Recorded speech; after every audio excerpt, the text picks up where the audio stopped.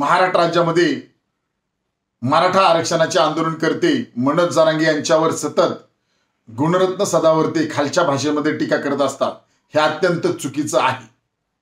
मुळात मनोज जरांगे हे मराठा समाजाला आरक्षण मिळावं या मागणीसाठी आंदोलन करत आहेत आणि आंदोलन करत असताना मराठा समाजाला आरक्षण मिळवण्यासाठी ते मारायला सुद्धा तयार आहेत, हे स्पष्टपणे ते बोलत असतात।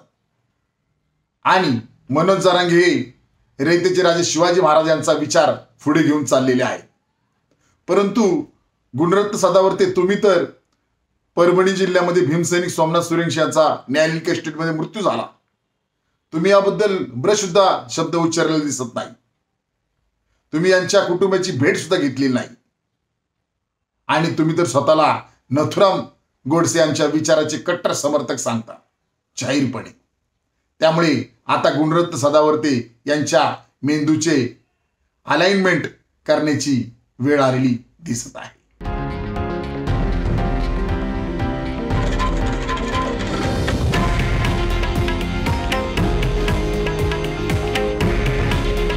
हे आहे देशातील नंबर 1 न्यूज नेटवर्क आणि आपण पाहत आहात TV9 मराठी।